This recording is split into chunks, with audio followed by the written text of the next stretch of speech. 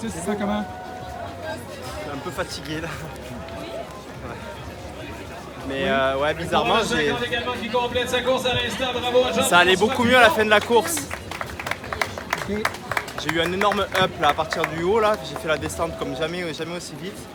Mais j'ai pris un méchant down dans Mestachibo et sur la crête, ça fait que Sur la je crête, perds au du début? dans la crête ici, là, dans la pente. Ah, j'ai dû me coucher à terre tellement que j'étais dans le dur là. Ça arrive. Ah, je me suis couché. Ouais. Et là, je voyais Jeff remonter. Je me suis relevé. Je suis Alors, reparti. est-ce que c'est à cause des voyages que tu fais? Tu étais arrivé un peu fatigué de... Pas vraiment de l'Europe? cause, c'est les ultras, il y a des ups, il y a des downs. Et puis aujourd'hui, il y a eu des gros downs. Et puis il y a eu un Max vraiment solide là. Il n'a pas lâché, il avait un rythme constant. Il a été vraiment fort. J'ai hâte de lui parler là, qu'il me raconte un peu sa course. Mais je crois qu'il a été incroyable aujourd'hui. Alors toi, t'es parti fort. T'es parti fort et c'est vraiment dans le Mestachibo que ça a tombé? Ouais, Mestachibo là, ouais. Mestachibo, vraiment, plus rien, plus de jus. Après, je suis arrivé ici, j'étais bas encore. Et la crête là, ça m'a achevé. Ça s'est installé progressivement ou d'un coup D'un coup, ouais, au moment où je suis rentré dans Mestachibo à Saint-Tite, ça allait super bien encore. Ton état mental? Ça va, je suis bien heureux d'être arrivé là. Ton coup de cœur sur la course?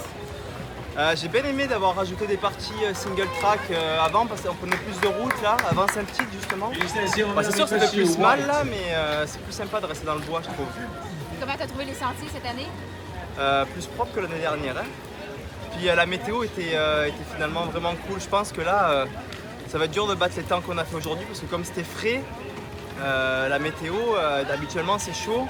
Ah oui, Donc on en a profité avec Max pour vraiment rouler vite. On se le disait au début. vous avez éclaté le chrono cette année. On se disait, Max, il fait frais là, vas-y, on y va là, parce qu'il faut profiter avant qu'il fasse chaud. Dans les 20 dernières minutes, on a vu passer nos deux gagnants, numéro 1 et numéro 2 à la course de 110 km. Pour vous donner une idée, J'ai l'impression d'être allé plus vite que l'année dernière. Ouais. Avec 10 km de plus malgré ça?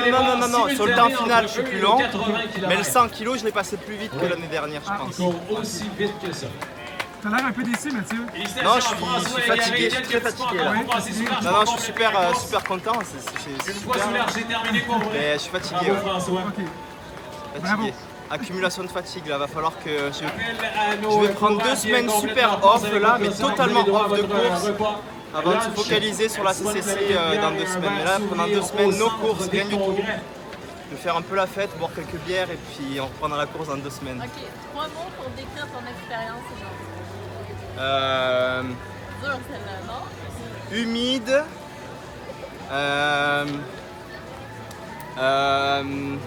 gros down et gros up à la fin. Et qu'est-ce qui s'annonce pour toi dans les prochaines semaines? Alors, dans les prochaines semaines, je me fais 2 semaines complètement off. Après, les 2 dernières semaines de juillet, je vais reprendre progressivement la course. Et début août, je prends l'avion pour 1 mois en France.